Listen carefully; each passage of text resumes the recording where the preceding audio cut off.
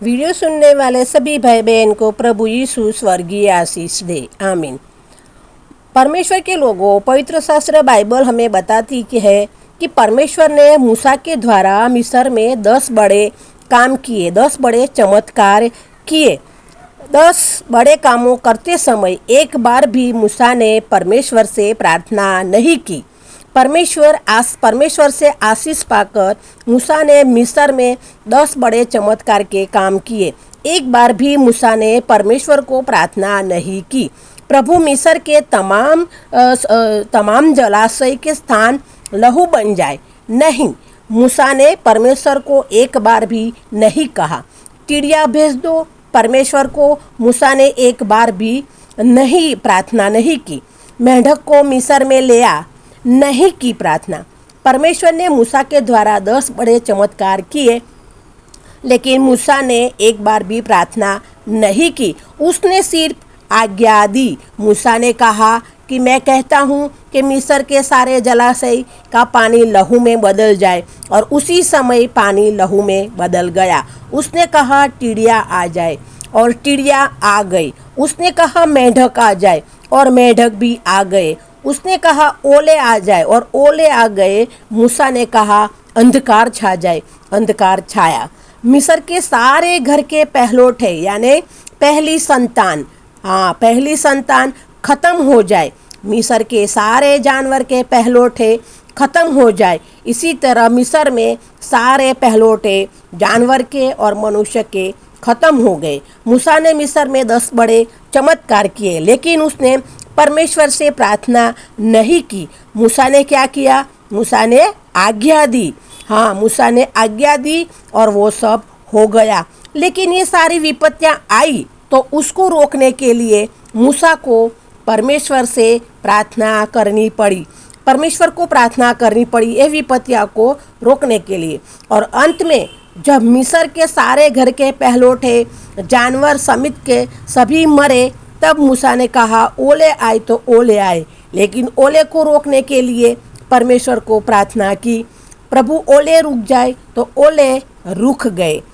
जब सारे इस्राएली जंगल से जा रहे थे तो परमेश्वर ने मूसा को कहा लाठी ले और चट्टान को कह के पानी दे, और चट्टान को आज्ञा दे और वो पानी दे। तो मूसा ने भी लाठी मारी और चट्टान को आज्ञा दी ताकि वहाँ से पानी निकले। बाइबल में इस प्रकार लिखा है, यहोशू 10 और 12 में लिखा है, यहोशू ने 5 राज्यों के सामने आराधना के समय सूरज को आज्ञा दी रुक जा जहाँ पर है वहाँ, और सूरज वहाँ पर रुक गया। चंद्रमा को आज्ञा दी जो रुक जा तू जहाँ पर है वहाँ, और चंद्रमा वहीं पे रुक गया। आज्ञा दी गई। हाँ, यहोशू ने आज्ञा दी। बाइबल हमें बताती है कि एलिया सारपत की विधवा के घर गया, तब उसने कहा रोटी लेकर आ मेरे लिए, पहले बनाकर लेके आ, तब मैदा तेरा खत्म नहीं होगा। वो आज्ञा थी। बाइबल में 2 राजा 1 अध्याय और 10 लिखा है, राजा ने एलिया को बुलाने के लिए किसी व्यक्ति को बोला। तब एलिया गया और कहा कि परमेश्वर का दास हूँ तो आग आ जाए, और आग आ गई। बाइबल में 2 राजा 4 अध्याय और 1 वचन कहता है कि एलिसा के घर विधवा आई, और एलिसा ने कहा तेल बढ़ेगा, और तेल बढ़ा। आज्ञा थी। प्रभु यीशु ने 5 रोटी लेकर शिष्यों को आज्ञा दी, लोगों को लाइन में बिठाओ, और प्रभु यीशु ने रोटी तोड़ी और बांटना शुरू की। तो यहाँ पर भी प्रभु यीशु ने आज्ञा दी। बाइबल में मत्ती की किताब उसका 12 अध्याय और 13 वचन में लिखा है, और मरकुस 3 अध्याय में लिखा है, यीशु मसीह ने एक सूखे हाथ वाले को आज्ञा दी। हाथ आगे बढ़ा। उस व्यक्ति ने हाथ आगे बढ़ाया, उसके हाथ को चंगाई मिली, उसका हाथ ठीक हो गया। प्रभु यीशु ने लाजर की कब्र के आगे जाकर कहा लाजर बाहर आ, और लाजर मुर्दों में से जिंदा होकर बाहर आया। प्रभु यीशु ने आज्ञा दी। बाइबल में मत्ती की किताब 17 अध्याय 20 से 21 ये वचन में प्रभु यीशु कहते हैं, अगर हम राई के दाने जितना, अगर हम राई के दाने जितना विश्वास करें और पहाड़ को आज्ञा दे, कहा प्रार्थना करने की नहीं कहा, लेकिन पहाड़ को आज्ञा देने के लिए कहा। अगर हम पहाड़ को आज्ञा देंगे राई के दाने जितना विश्वास प्रभु पर करके, तो वो पहाड़ भी हट जाएगा, पहाड़ हट जाएगा। बाइबल में प्रेरितों के काम 3 अध्याय 6 और 7, वहाँ जन्म से लंगड़ा भीख मांग रहा था, जन्म से लंगड़ा व्यक्ति भीख मांग रहा था और यूहन्ना ने उसको आज्ञा दी। यूहन्ना ने उसका हाथ पकड़ा और कहा, खड़ा हो, उठ खड़ा हो, और वो खड़ा हुआ और जन्म से लंगड़ा था, उसको घुटने में बल आया और वो खड़ा हुआ। यहाँ यूहन्ना ने उसको आज्ञा दी। बाइबल में लूका रचित सुसमाचार 17 अध्याय और 6 वचन में प्रभु यीशु कहते हैं कि तुम सेतूर के वृक्ष को कहो तू उखड़ जा, तो उखड़ जाने की आज्ञा दो तो वो भी उखड़ जाएगा। वहाँ भी प्रभु ने आज्ञा देने को कहा।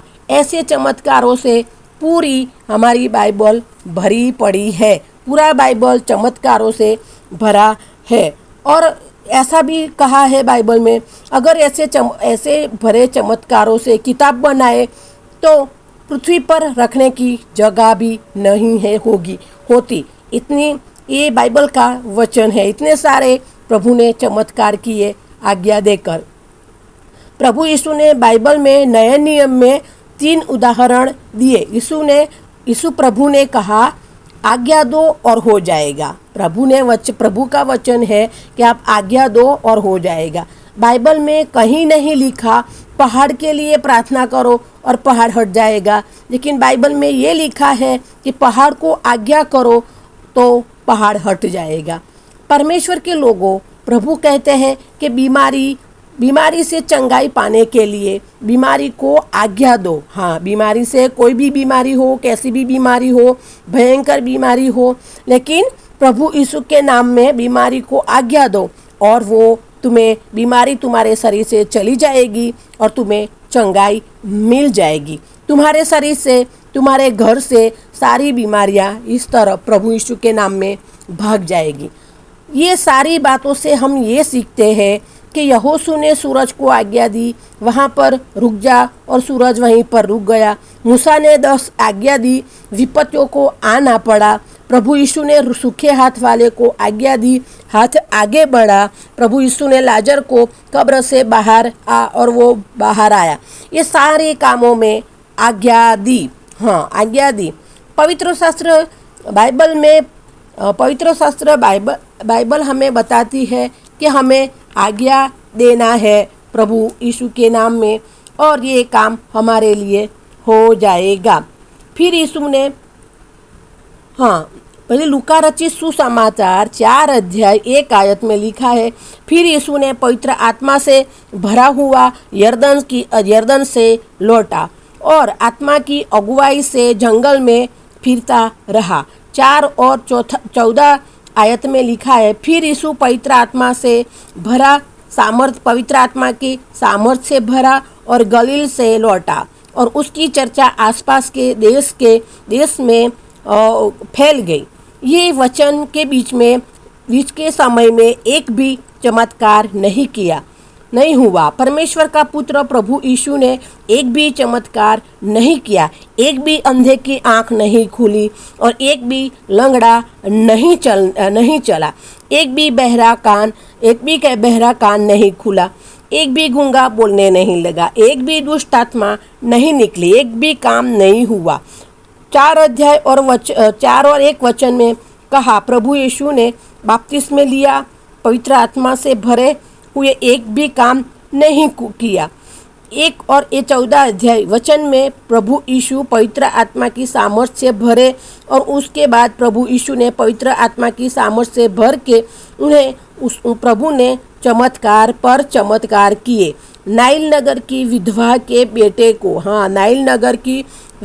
के बेटे अर्थी को छू कर मुर्दे में से जिंदा किया। आयर की बेटी को जिंदा किया। टली था कुम। लाजर को कहा कब्र से बाहर आ, और वो बाहर आया। यीशु ने अंधे को कहा देखने लगा। यीशु मसीह ने कोढ़ियों को कहा कोढ़ियों को शुद्ध किया, शुद्ध हो जाओ, और वो शुद्ध हो गए। दुष्ट आत्मा को कहा निकलो, और वो निकल गए।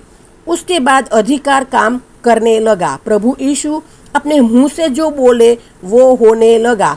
प्रभु यीशु के सामर्थ्य के काम होने लगे। बपतिस्मा लेकर पवित्र आत्मा से भरकर प्रभु यीशु जंगल में चले गए। 40 दिन रात बिना खाना खाए बिना पानी पिए रहे, यानी 40 दिन उपवास किया बिना खाना और बिना पानी के।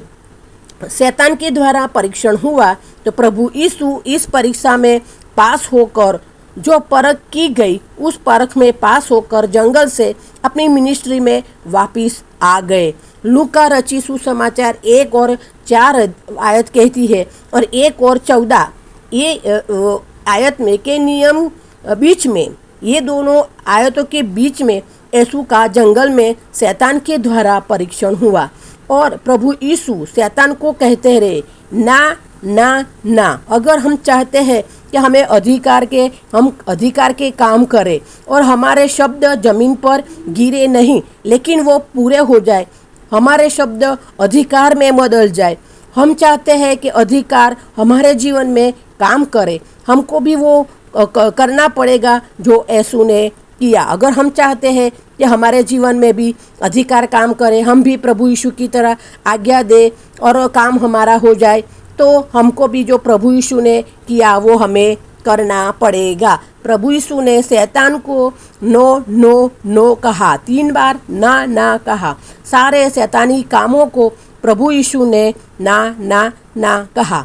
प्रभु यीशु ने लूका रचित सुसमाचार 4 अध्याय 1 और 14 के वचन से प्रभु यीशु ने शैतान को ना ना ना कहा। जब तक शैतान को ना कहना नहीं सीखेंगे, तब तक आपके मुंह के शब्द में अधिकार नहीं होगा। शैतान को ना कहेंगे तभी प्रभु आपको शब्द को अधिकार में बदलेंगे। प्रभु यीशु को अधीन रहेंगे तो जो आप बोलोगे वो सब हो जाएगा। हमको आदत डालनी पड़ेगी शैतान को और शैतानी सारे कामों को ना कहने की। प्रभु यीशु से सामर्थ्य के काम जब हुए जब शैतान को ना कहा प्रभु यीशु ने। प्रभु यीशु का सारा काम तब हुआ जब उन्होंने शैतान को ना कहा, शैतानी काम को मना किया। तब प्रभु यीशु से सारे सामर्थ्य के काम हुए। मुझे और आपको सिखाने के लिए ये बात लिखी है। हमारे लिए एक लेसन है ये, इसीलिए प्रभु यीशु ने ऐसा किया, हमें रास्ता दिखाया। हम चाहते हैं कि हमारे शब्द अधिकार की तरह काम करे, तो हमको शैतान को शैतानी सारे कामों को नो मना करना होगा, ना कहना हमें सीखना होगा। ये हमें परमेश्वर ने खुद ऐसा करके हमको सिखाया है। तो परमेश्वर के लोगों, हमें प्रभु से अधीन रहना है और प्रभु के मार्ग में चलना है। और शैतान को और सारे शैतानी काम आप लोग जानते हो, तो वो शैतानी काम को हमें नहीं नो कहना है। तो हम जो बोलेंगे वो हमारा परमेश्वर हमारे लिए कर जाएंगे। हमारे शब्द एक भी जमीन पर नहीं गिरेगा, सारे शब्द पूरे होंगे और सारे शब्द अधिकार में बदल जाएंगे। और इसी तरह हम भी प्रभु यीशु की तरह चमत्कार के काम करेंगे, सामर्थ्य के भरे काम करेंगे, और हम अपने लिए भी आशीषित का कारण बनेंगे और हमारे परिवार के लिए भी और दूसरों के लिए भी इस तरह हम आशीष का कारण बनेंगे, जैसे प्रभु यीशु आशीष का कारण बने। ये वचन हमको समझने के लिए प्रभु हमारी सहाय और मदद करे, और इस तरह हमको भी प्रभु यीशु शैतान को और शैतानी काम को नहीं करने के लिए, ना कहने के लिए हमारी सहाय और मदद करे, और हम शैतान से दूर रहे, शैतानी कामों से हम दूर रहे, प्रभु में बने रहे, और प्रभु की तरह हम भी हमारे शब्द अधिकार में बदल जाए और हम चमत्कार करें और प्रभु के लिए उसकी संतान होकर उनके महिमा के लिए इस्तेमाल हो। ये आशीर्वाद हमें प्रभु यीशु से हम सब के लिए, मेरे बच्चों, मेरे भाई बहन परिवार और आप सब के परिवार के लिए मैं ये प्रार्थना करती हूँ। प्रभु यीशु ने हमारी ये प्रार्थना सुनी है और ये आशीष हमको दे दी है। प्रभु यीशु ने हमको स्वर्गीय आशीष दे दी है।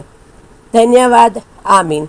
अगर वीडियो अच्छा लगा तो शेयर करना, सब्सक्राइब करना, लाइक करना, दूसरों को ज़रूर बताना। उसका आशीष प्रभु हम सबको देंगे।